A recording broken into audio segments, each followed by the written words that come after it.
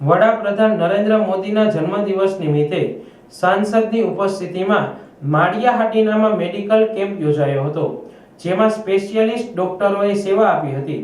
જિલ્લા કક્ષાની ઉજવણી માટે આજે માળિયાહાટીના શહેરમાં મેડિકલ કેમ્પ સહિત રક્તદાન કેમ્પ અને એક પેડ માં કે નામ અભિયાન અંતર્ગત વૃક્ષો રોપવામાં આવ્યા હતા।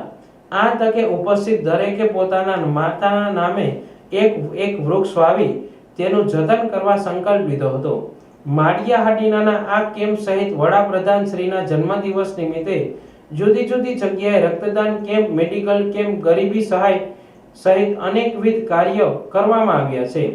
આ તકે સાંસદ સહિત જિલ્લા પંચાયતના દિલીપભાઈ સિસોદિયા, સરપંચ જીતુભાઈ સિસોદિયા સહિત આગેવાનો ઉપસ્થિત રહ્યા હતા।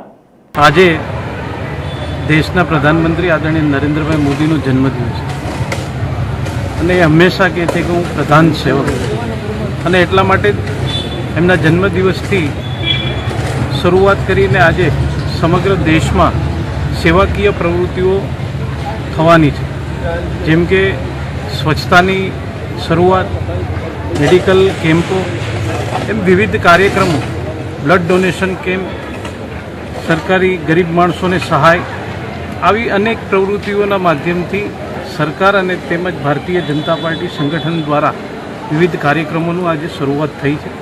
ત્યારે આજે જિલ્લા કક્ષાના સ્વચ્છતા અભિયાનની શરૂઆત થઈ છે, જે 17મી સપ્ટેમ્બરથી 2 ઓક્ટોબર સુધી ચાલવાની છે। સાથે સાથે દેશના પ્રધાનમંત્રી નરેન્દ્રભાઈ મોદીએ આ દેશના લોકોને આહ્વાન કર્યું છે કે એક પેડ માં કે નામ, એ કાર્યક્રમની પણ અહીંયા શરૂઆત કરીને વૃક્ષારોપણ કરવામાં આવ્યું। એક પેડ માં કે નામ, દેશના તમામ લોકો પણ પોતાની માતાના નામે એક વૃક્ષ વાવી અને એમનું જતન કરે। એવી રીતે ચોરવાડ મુકામે જિલ્લા કક્ષાનો મેડિકલ કેમ્પનું આયોજન કરવામાં આવ્યું છે, બ્લડ ડોનેશન કેમ્પનું આયોજન કરવામાં આવ્યું છે। ત્યારે આવા સેવાકીય પ્રવૃત્તિના માધ્યમથી દેશના પ્રધાનમંત્રી નરેન્દ્રભાઈને આજે 17મી સપ્ટેમ્બરે સમગ્ર દેશવાસીઓ તરફથી ખૂબ ખૂબ શુભેચ્છા પાઠવીએ છીએ। ભગવાન સોમનાથને પ્રાર્થના કરીએ છીએ, મા ભવાનીને પ્રાર્થના કરું છું કે એમને ઈચ્છે ત્યાં સુધી એમનું જીવન આપે, ઈચ્છિત શક્તિઓ મળે અને આ દેશને એમણે જે સપનાઓ જોયા છે એ સપનાઓ પ્રમાણે પૂરું કરે એવી શક્તિ આપે, એવી ભગવાન સોમનાથ અને મા ભવાની પ્રાર્થના।